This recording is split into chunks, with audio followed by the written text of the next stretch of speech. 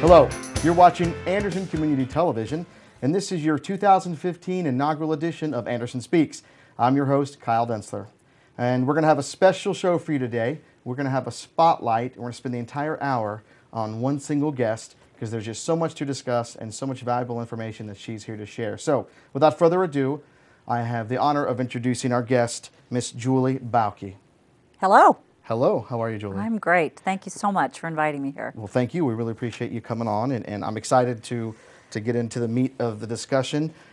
You are here as a representative, so to speak, of the Bauke Group, of which you are everything. You Everything, are that's right. Founder, owner, Yeah. president, boss.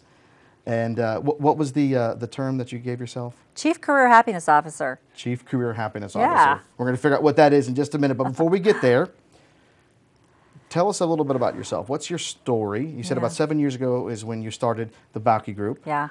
What's your story before that? What landed you where you are and kind of helped create what you're here to share? The first half of my career was in human resources.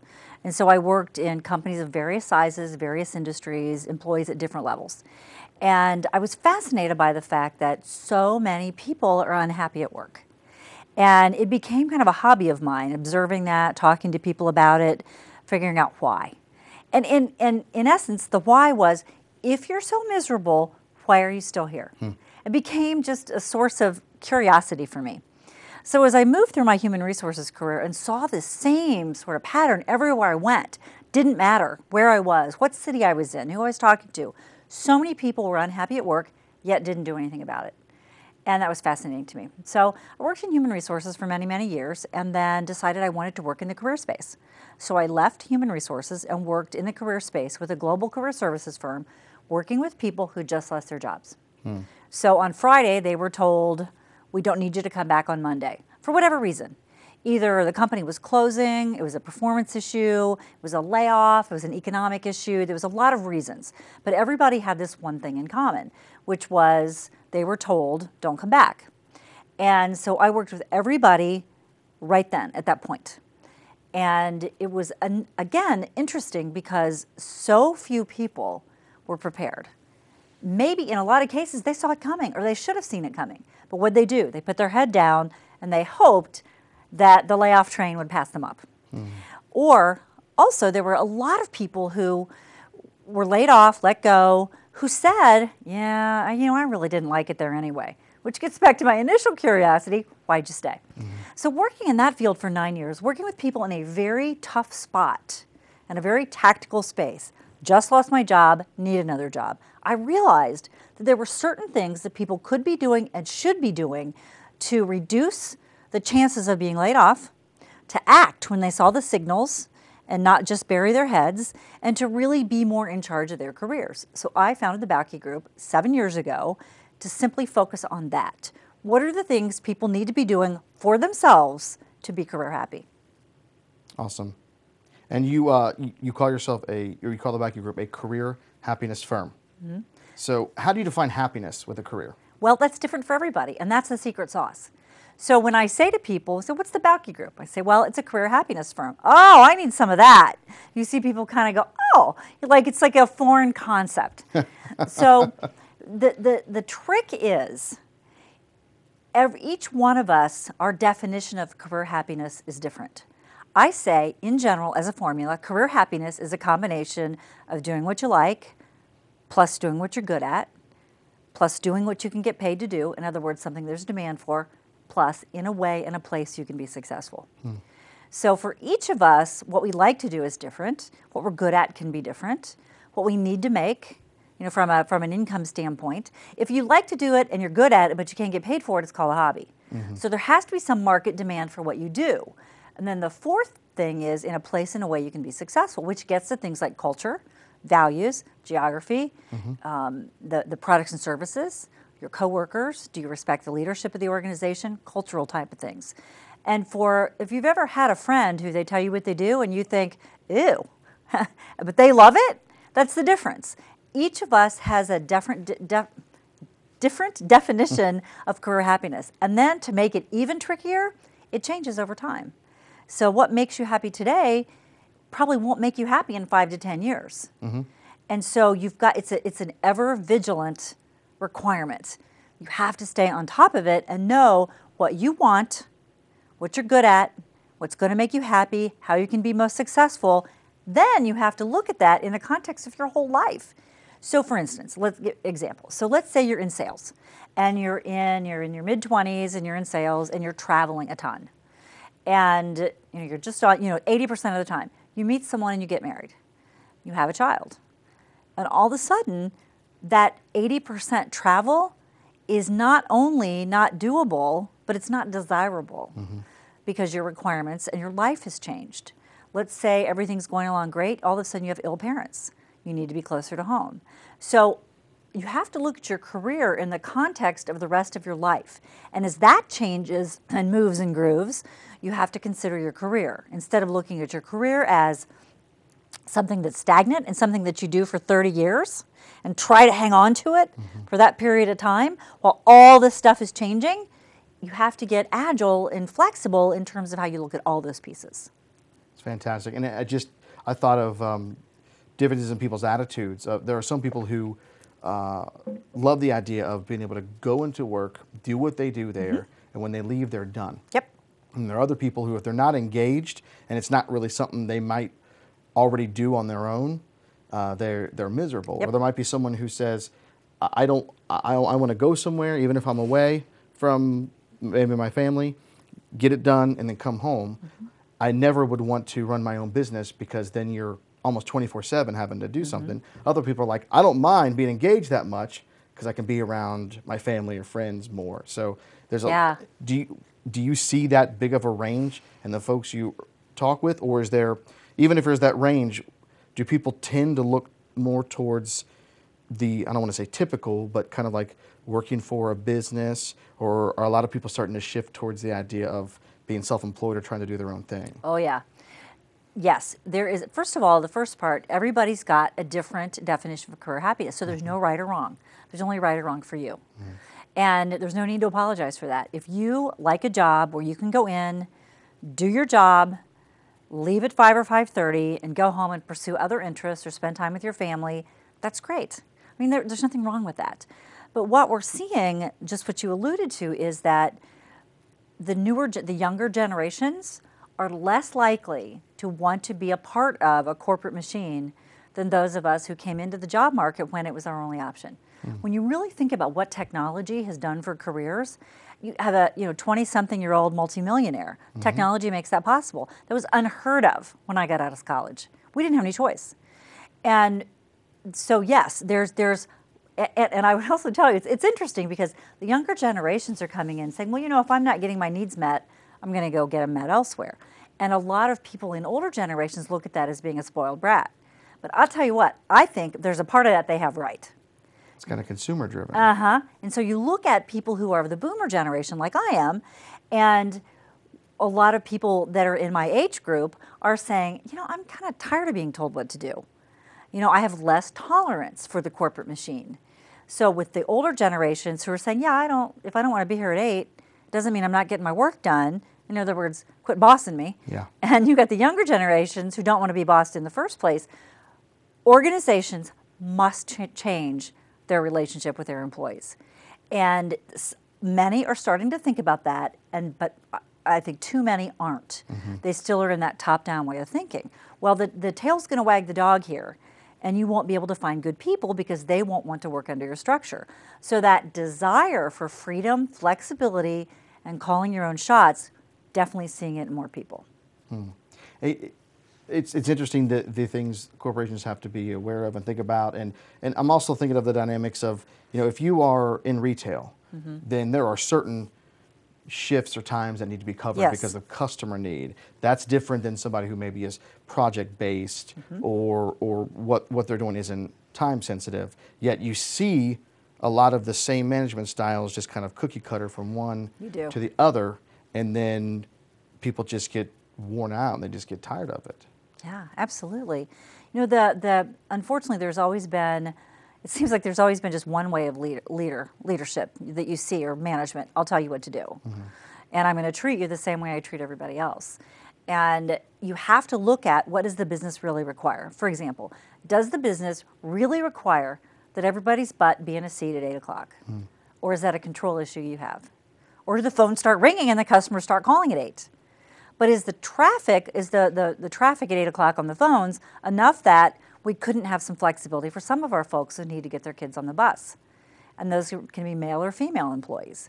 So that if I can't see you with my eyes, you're not working kind of mentality is old style thinking, and it's going to go. And if as a leader, that's how you're operating, if I let you work from home, how do I know you're working? Well, I don't know. Am I getting my work done? Are you seeing the results and the outcome? Am I trustworthy on every other level? Are you trusting me with company secrets and with the clients? Then why can't I be trusted to work from home a day a week? And there's just one of my friends wrote a book called Why Work Sucks and How to Fix It. And it's all about that results-driven work environments versus time-driven work environments. But if you think about it, if I'm a leader and and I'm not necessary to keep everybody in line, am I really necessary? So there's a lot of ego and fear tied up in that too, in how people lead and manage. And the people who are suffering are the people that are reporting to you. Here's the thing though, your best people, they're the ones who are gonna leave. Your best people have options. Yep. And they're on LinkedIn. LinkedIn is genius. Think about it. When you are looking for a job, in the past, you had to put your resume out on these different places. You had to actively say, I'm a job seeker, contact recruiters, put them out on job sites. If you're on LinkedIn, you're a job seeker because you're a passive job seeker. Anybody can come find you. The talented people are going to get picked off left and right. Your ones who you wish they'd leave are going to stick around. So it makes sense on about 100 different levels. I had a friend who just was randomly contacted by someone in Amazon, just based on his LinkedIn profile. He wasn't seeking anything.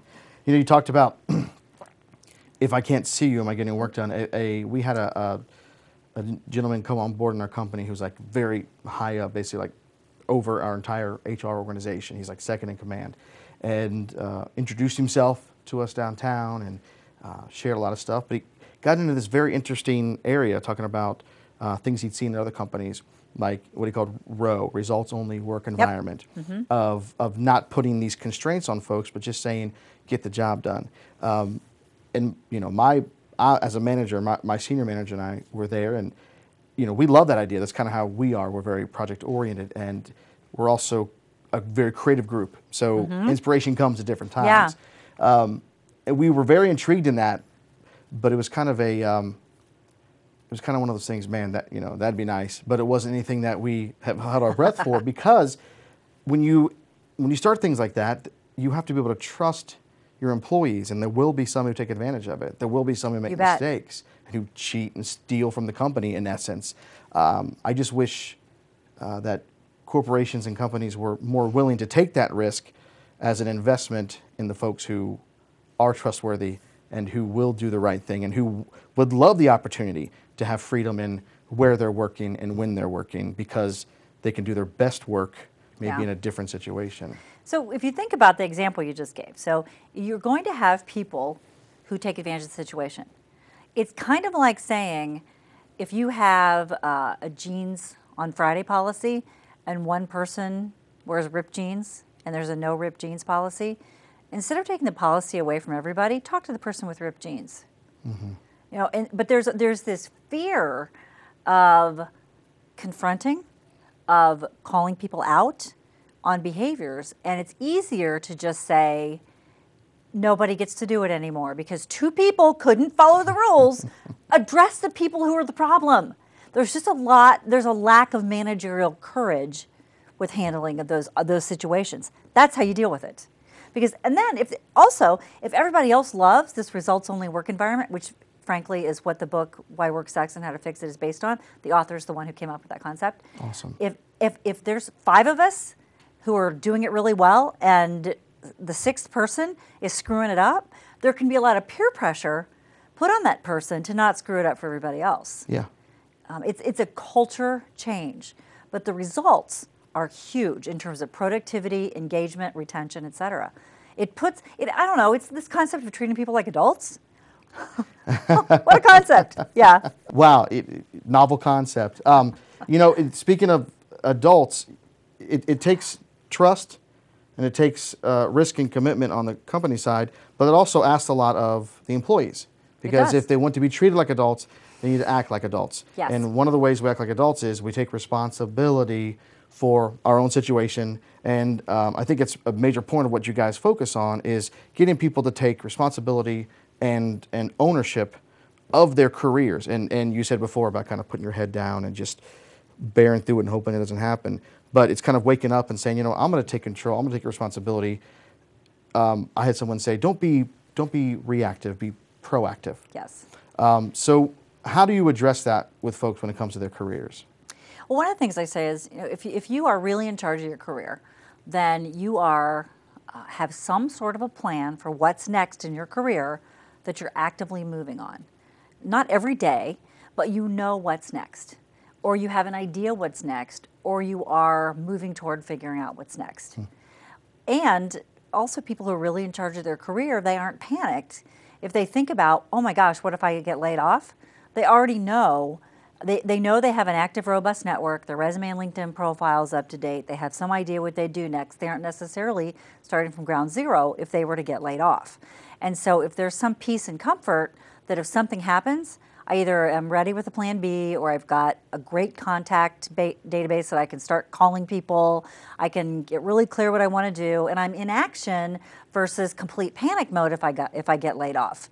And very few people can say yes to those statements because they are working, trying to keep their job instead of thinking, is this the job I really want? Is this what I really want to be doing now, a year from now, 2 years from now?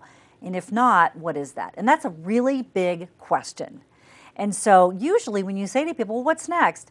Oh, I don't know. I'm just going to keep doing this as long as I can stand it. I'm like, wow, that's a really not vague time frame. Yeah. That could be next year, that could be 10. Yeah, but when I joined the job market, which was many moons ago, it was a different world. Our choice was to join a company and then wait to be told that you were ready for whatever was next. And we assumed that because the people who were telling us what was best for us next, because they had a bigger title and made more money, that they were smarter than we were about ourselves.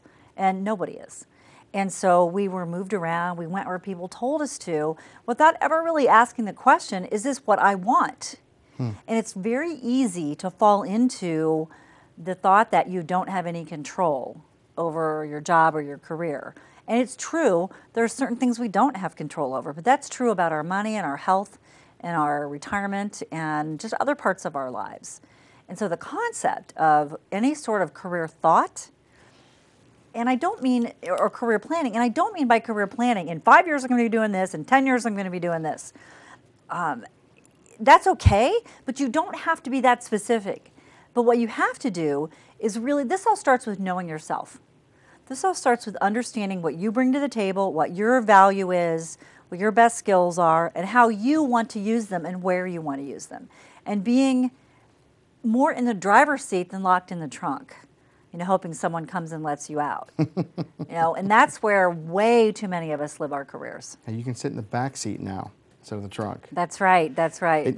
Going back to what you initially started on, that readiness or that not being totally blindsided. It doesn't necessarily mean that you have another job in the wings lined up, but it's definitely more than, hey, I lost my job, now I'm going to apply at 15 different kind of places because I don't really know what I want to do, so any job will do.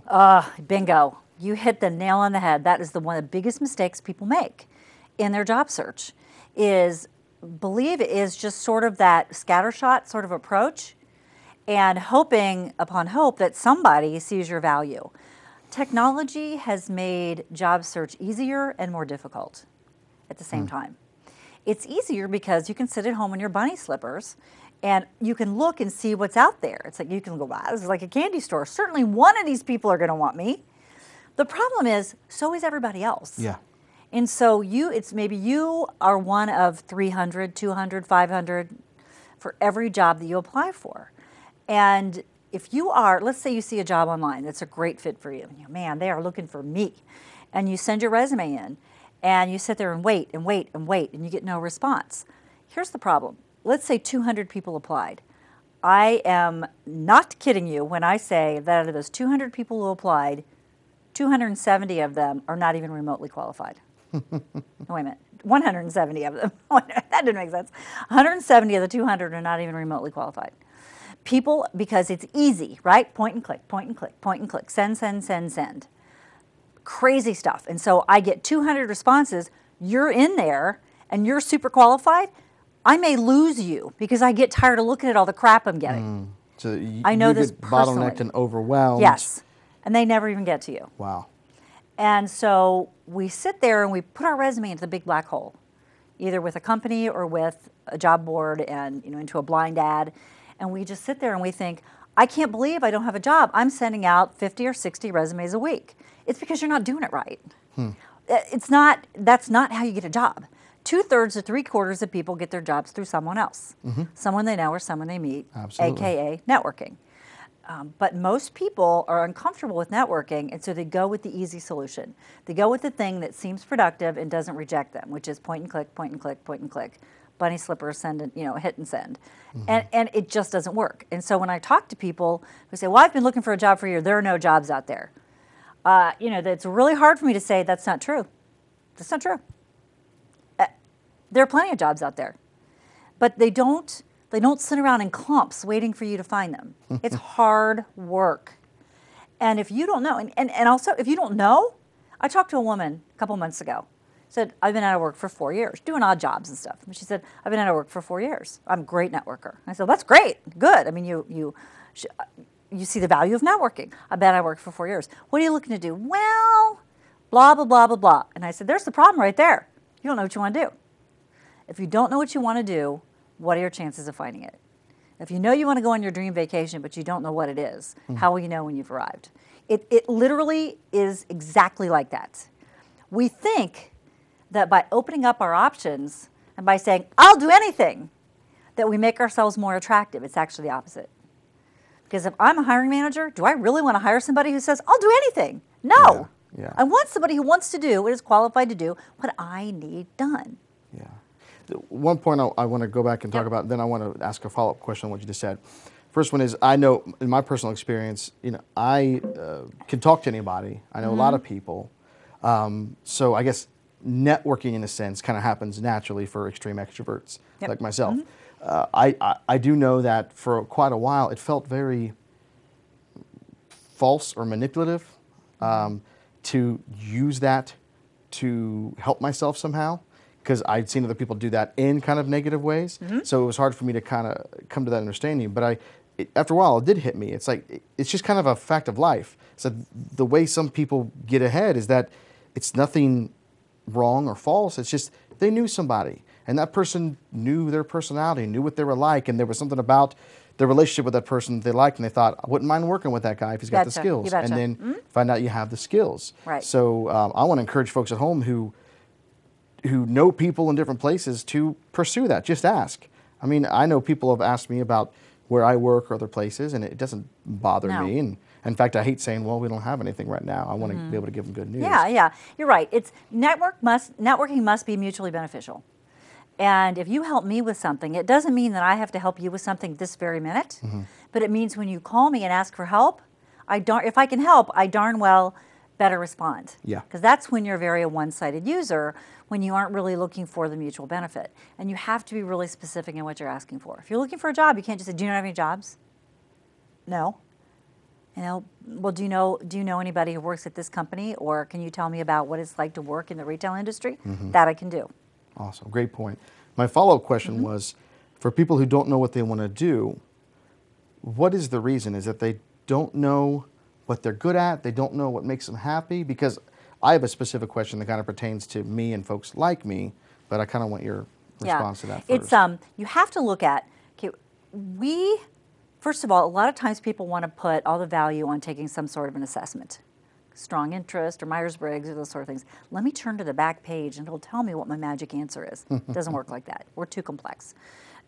It's a combination of when we are in alignment, when we're doing what we're good at, what we like to do, and we can find a way to get paid for it, and we like the place we're doing it, it's all good. So what you have to do, and this is true even if you're 22, okay, even if you're right out of school, this applies. Sometimes figuring out what you don't want to do is easier than figuring out what you do want to do. Yeah. So that's your first step. So for me, I would say anything that requires a great amount of detail, a lot of numbers or analysis, a lot of planning, not my thing. Okay, well that cuts a bunch of jobs off the, the job wagon right there. So great. Well, what do I like to do? Well, you start thinking, when are the times when I've been most successful? When are the times when I've been happy? When are the times when time flies? And even if you're a college student or just out of school, you have had those times. Yep. Maybe it was working on a project. Maybe it was a summer job. Maybe it was an internship. Maybe it was in a hobby group or a community group. You were the person that they always put in charge of planning. You were the person they came to for solving a difficult problem. You were the person they came to when there was a difficult customer situation that nobody wanted to touch. You had a way of going right up to them and figuring it out. You were the one, oh, I have a problem here, you have an IT problem, call Cliff. What do people come to you for? What are you recognized for? What are you complimented for? What do you like doing? Really, here's one of the tricks is that one of the things that we're really good at, they feel like breathing to us. And who wants to be complimented for breathing? Like I'm a professional speaker and I get a lot of compliments on my speaking. For me, it's like, that's not a big deal. You just get up in front of the room and talk. Yeah. Well, I also recognize that for most people, that's a nightmare. If you put me in charge of planning an event, I'm somebody who'd probably forget to invite people. The food would be there, but not the people, or vice versa. So I know that about myself. And so when you understand what you like to do and you're good at and when you get recognized for, then you can start to talk to people to figure out how to translate that into the job market, into what the job market wants and needs.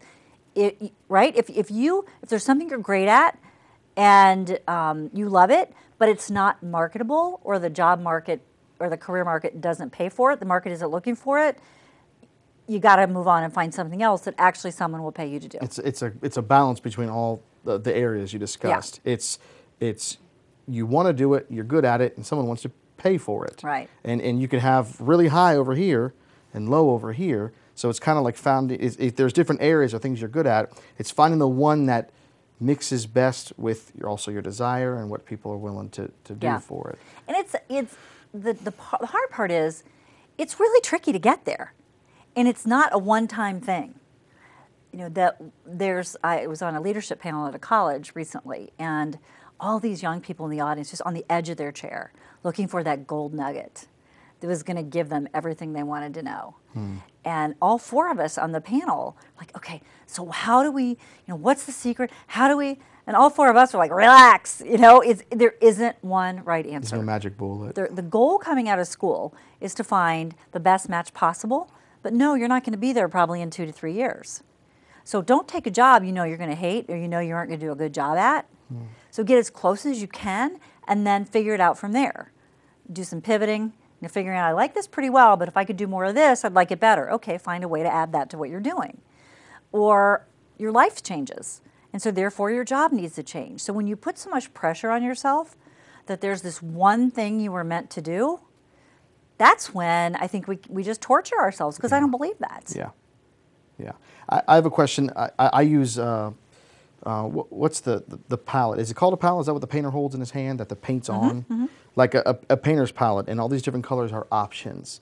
And I know sometimes if someone just told me, I want you to paint me a painting, I would probably just kind of stand there frozen because I have all these options, and I'm like, well, where do I start? What do I do? What do they want? What's going to make them happy? What am I going to be best at painting? It's almost better when someone says, you only have these 3 colors, and I want it to be any landscape you want. It's like almost like narrowing those options are good. So we've discussed, sometimes it's just narrowing down options, getting rid of these and focusing on just a few and then keeping your focus there. How do you handle situations where there's a legitimate, like someone who's just good at a lot of different things? Like I know I have interests all over the board. I'm better at some things than others, but I feel like there's a lot of different things that I could do and be happy and successful. Is that an instance where you sit down and then it goes to the market part and then say, okay, how can we, what's the word I'm looking for? How can we leverage this in the marketplace for the most return? I mean, is that the approach you take, or do you sit and go, I know you think there are 10 things you're awesome at. We're going to narrow it down to 2. No, if you gave me a list of 12 things you're awesome at, okay, there are themes there. You are the same guy when you're doing every one of those 12 things. And so you have to look for themes and patterns. So this is so low tech that it's almost funny. One of the things that I tell people to do is get a pair of scissors or a highlighter, get the Sunday paper, the ads, the job ads, which there's not near as many as there used to be, but it doesn't matter. This is just an exercise. Okay, and go through and circle or cut out or highlight the jobs that float your boat in some way. You read the description, the ad, and you say, "Oh, that sounds interesting." If even one sentence in it sounds interesting, cut it out or highlight it. Okay, and keep doing that. I'm not saying you're going to apply to those jobs. What I'm saying is, you're looking the other way. You're looking for what is the market asking for, and then you cut all those out, and you put them all together on one piece of paper, and you say, what are the themes and trends here? Well, I'm attracted toward things that they're looking for creative problem solving. When people talk about I had a client one time who saw an ad, and she said, it was a posting for a senior human resources person. It said, we're looking for someone who, rather than asks permission, asks forgiveness. And she's like, that is so me. That's right? That's kind of been a motto of mine and other people's in my life. And in certain situations, it nips you in the butt. Yeah. But that's very refreshing. But some people might look at that ad and go, ooh, wait a minute. They like structure. They like instructions. Wow. So looking at what you might read about this company and say, well, they sound really cool. What you'll do is you want to take your gut reaction and your intuition and put it all together. And if you want to do this over several months, just throw it all in a file. Throw it all in a file. And then one day when it's snowing or raining, get it out and say, okay, what is this telling me about myself? I'm going to take a break for a minute, and I want to jump right back into that. We're going to be right back after this break. We'll finish this thought and continue on this awesome conversation. Come back.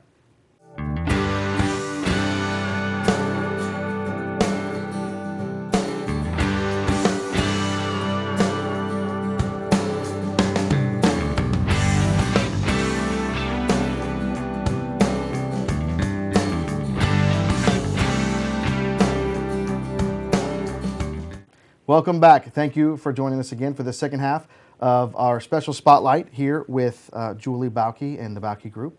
Julie, we were just discussing something you have folks do sometimes where they go and they find in the paper the jobs that are available and what speaks to them. They collect them, and what do you do next with them? Do you sit down and start having these major aha moments where they're learning a lot about themselves? Or once you collect all that and you kind of see what the themes are, what you're looking to do is you're looking to be able to articulate who you are and what you're looking for.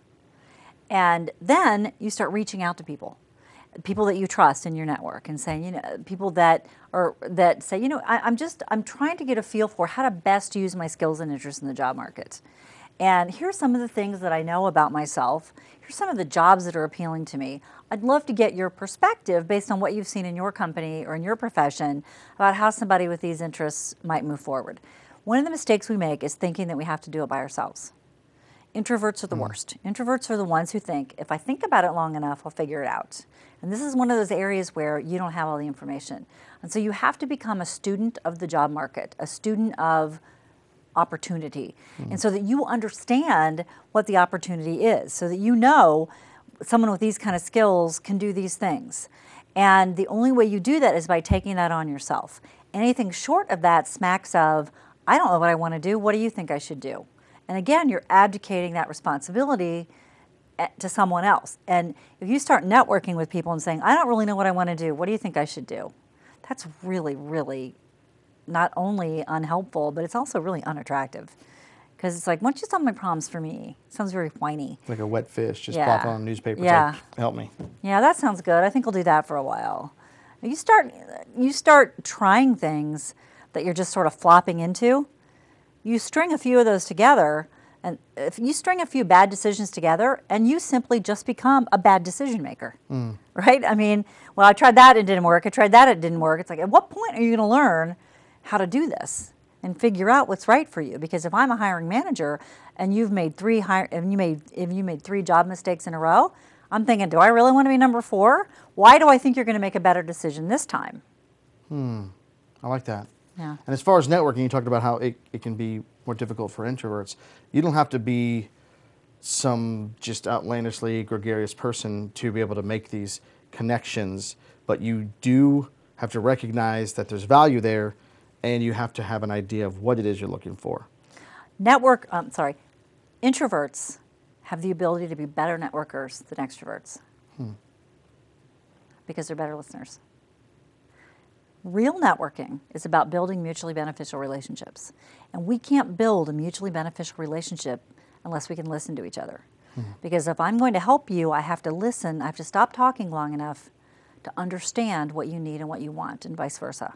And so an introvert thinks that networking is all about working a room, about having small talk with strangers, about collecting business cards. And that's just not it. Networking is about building mutually beneficial relationships that support your goals. But if you don't know what your goals are, then networking is small talk. That's a good point, because a lot of extroverts, and I know sometimes I fall into this mold, are those gregarious people who, and they're entertainers, and instead of listening to people, they're thinking about what they're going to say next. Right. While other folks are better just at hearing, processing, and giving that back. Yes. And we all know when we're really being listened to, don't we? And when we're being like, someone's like patronizing us, or they're looking for someone better to talk to, or when they've asked you a question, they don't care about the answer. We all know that. We're all guilty of it. But what you can do, what anyone can do to practice being a better networker, is to actually ask a question, listen thoroughly to the answer, but as I say, listen generously. So you want to listen in a way that says, is there a way I could help this person reach their goals, which then in turn makes them want to help you reach yours. Wow. So people are in all different kinds of situations when they come to you for help, or when they're thinking about this. We were discussing in the break career change. What's the best way to facilitate that? Because that can be a scary thing. It's like, I have this safety net. I have this paycheck and this income and this stability, so to speak, over here.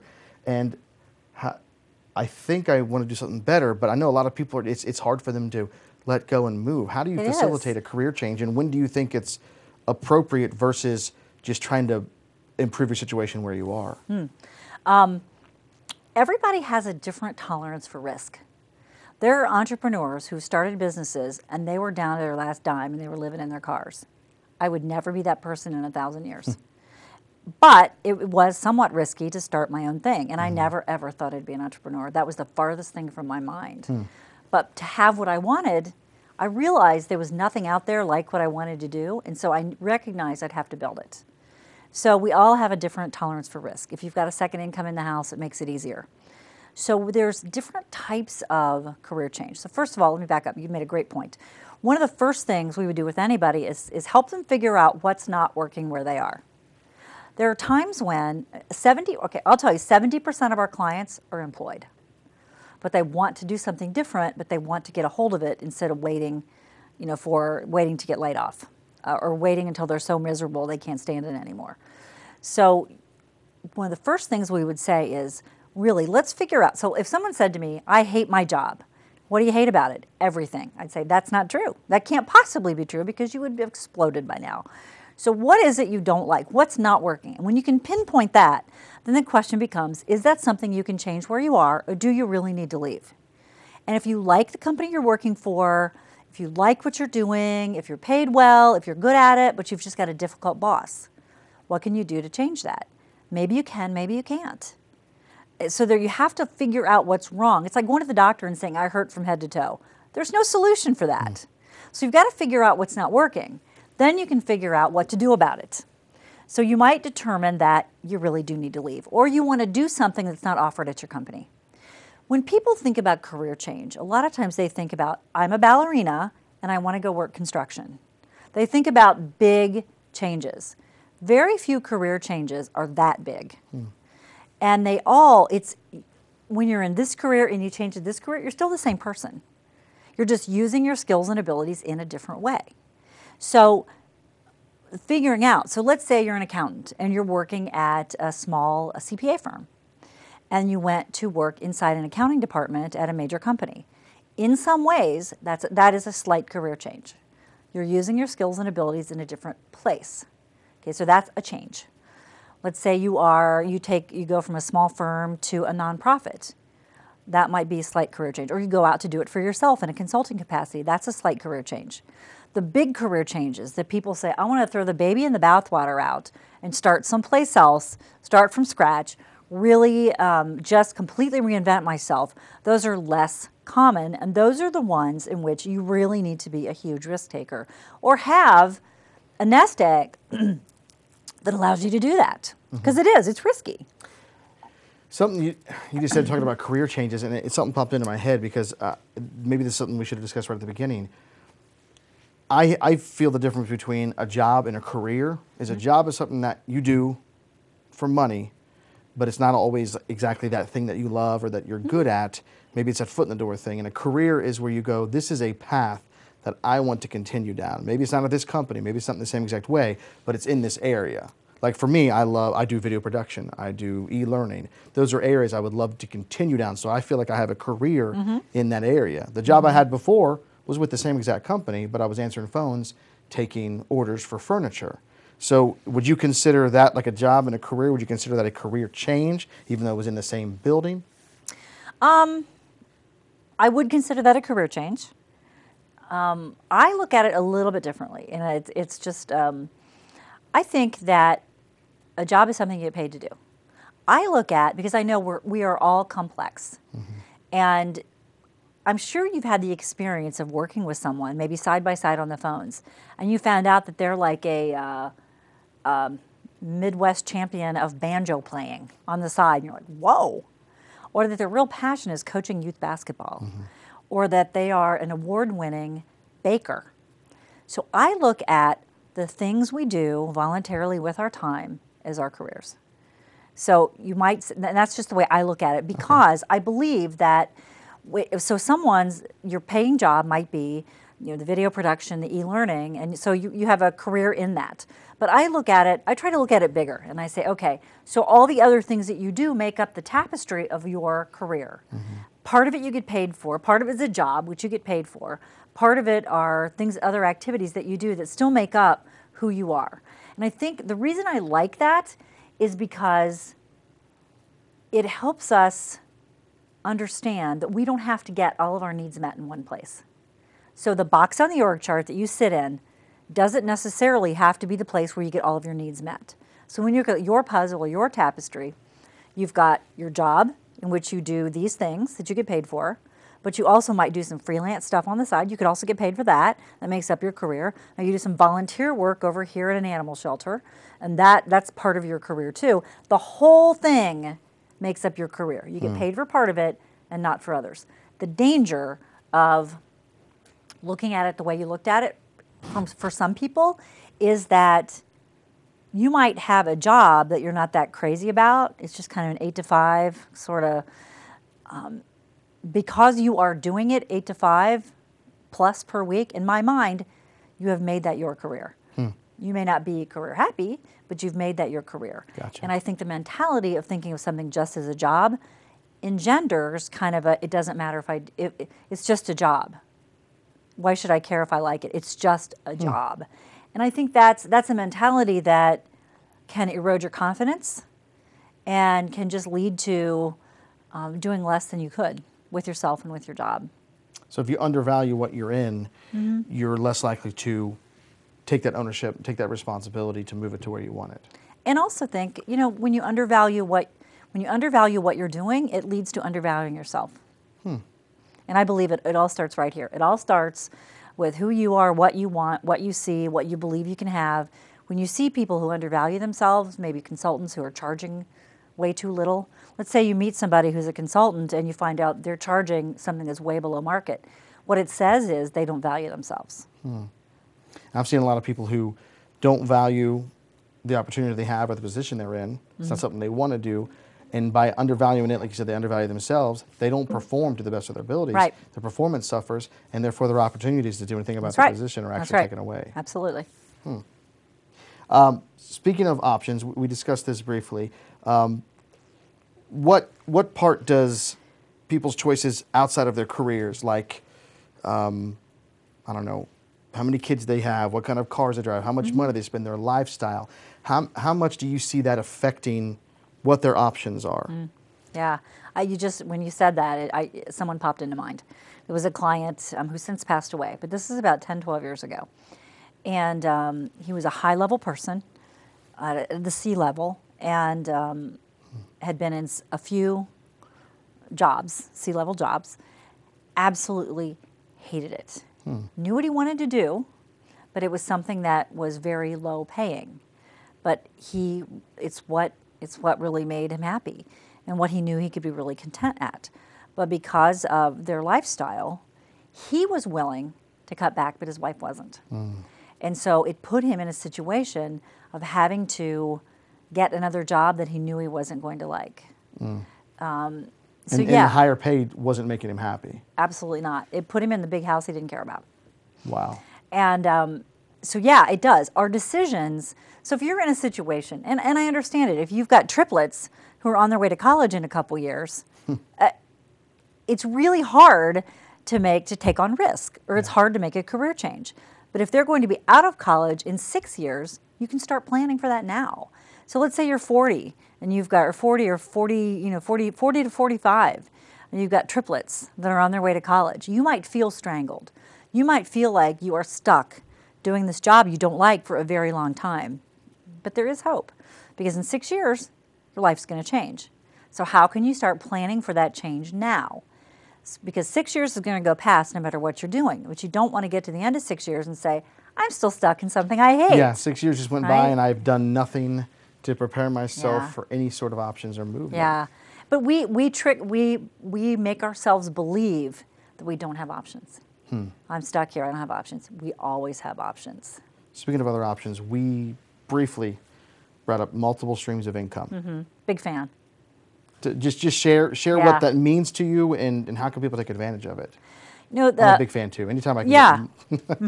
When you put all of your eggs in one basket, so in other words, you get all of your income from one organization in this job that you're doing, when something happens, and it will, it may not affect you, but it might. The company gets bought. The company hits a rough patch in the market. Something happens. You get a new boss who doesn't like the color of your hair. And you realize that, I was pretty happy a few weeks ago. Now I'm not.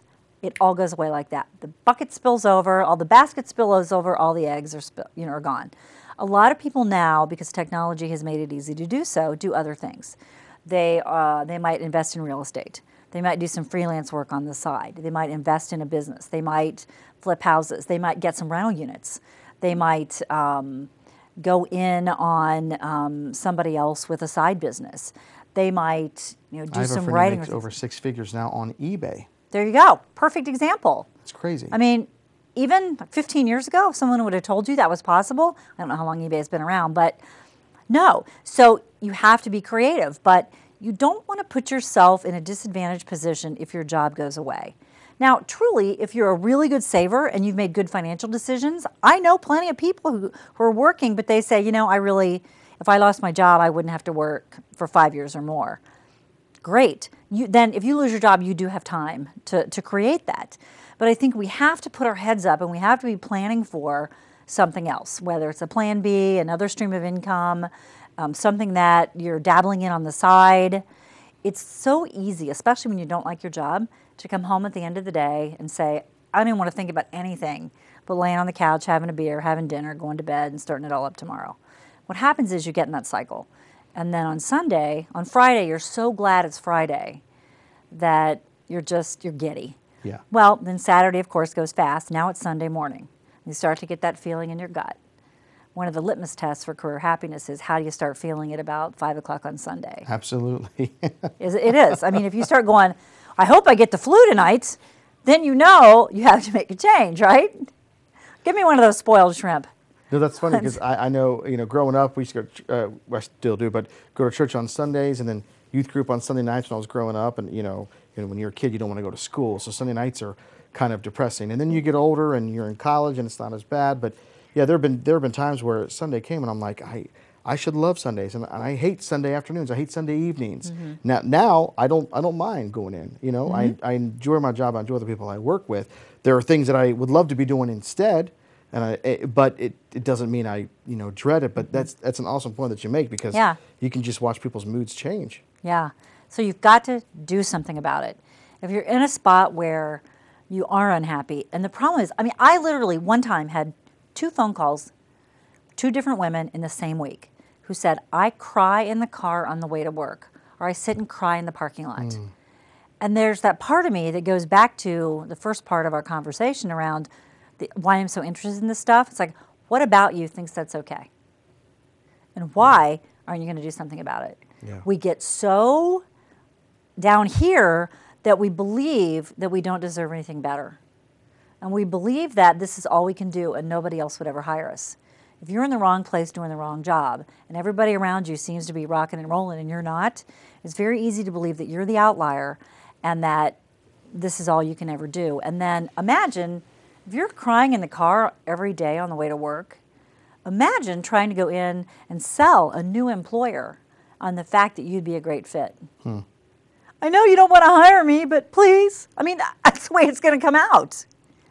And that's a bad way to live. Sometimes the best time to be looking for that next thing is when you feel like you're just hitting out of the park where you are. You should always entertain calls from recruiters or hiring managers. You can say no later on, but never ever turn those conversations down.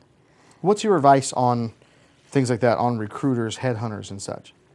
People really misunderstand, and I have a whole chapter on this in my book, Stop Peeing on Your Shoes, Avoiding the 7 Mistakes That Screw Up Your Job Search. There's a whole chapter on working with recruiters. People don't understand what recruiters do, and that's a problem. When people lose their jobs, sometimes they start picking up their phone and calling recruiters. Recruiters are not in business to help you. Sorry, they're just not. You have to follow the money. An organization, if you're a recruiter, I come to you and I say, I'm looking for a person who has these 20 qualities, and I'm going to pay you if you find me that person. Now, if Joe Job Seeker happens to be that person and everyone agrees he's a great fit, awesome. But as a recruiter, you didn't really help Job Seeker, you helped company, because I'm the one who paid you. So recruiters are not in business to help you. They may talk to you for a few minutes. You don't go to them and you say, there's what I can do, and they go, okay, I'm going to look up a bunch of jobs for you on the internet. No. This career management thing is something that cannot be outsourced. It can't be delegated. It's not on a job board. Your mom can't do it for you. It's really something that you have to own. The problem is nobody ever taught us how. Real quick, back to the multiple streams of income. You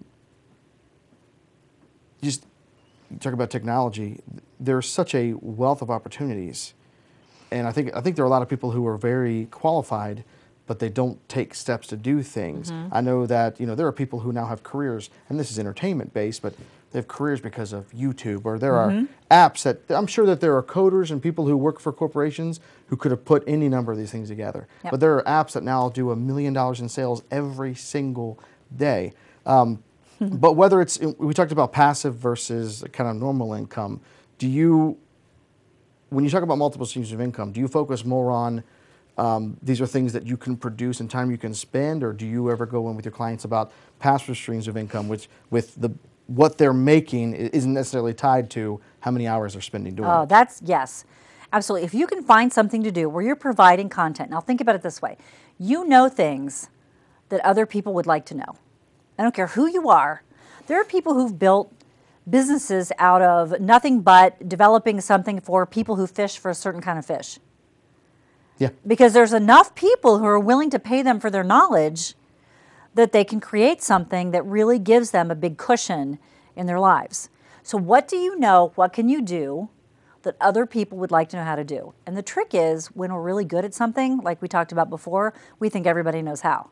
But if you could increase someone's learning curve and create content, whether it's an e-newsletter or a product or an online service package or coaching or something, or a teaching training tool to teach somebody how to do something to speed them up the learning curve so they can be more successful more quickly, it's a great way to do it. It can be a hobby. What do you do on the side?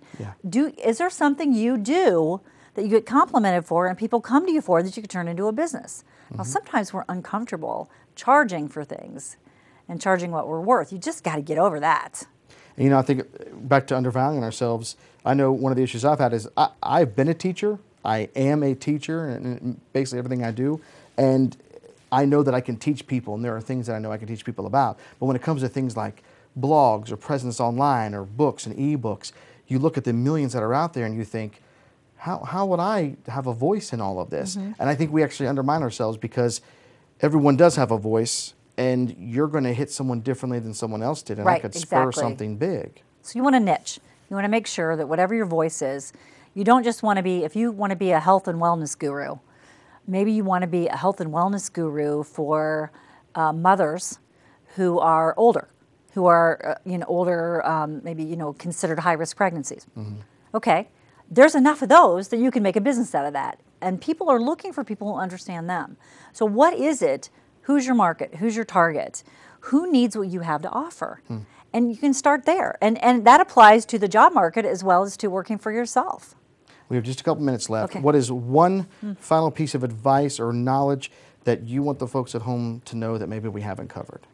You're better than you think you are, and you can do more than you think you can do, without a doubt. Without a doubt. And if anyone at home is interested in contacting you for more information, do you have a website? Or TheBaukegroup.com. The Bauke, that's B-A-U-K-E. It is. TheBaukegroup.com. Yes.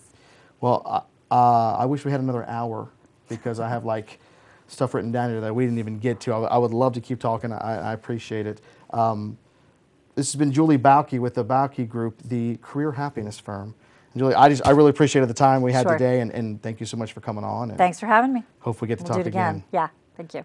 All right. I hope you enjoyed that and got as much out of it as I did. We appreciate you guys being with us, and we'll see you next time.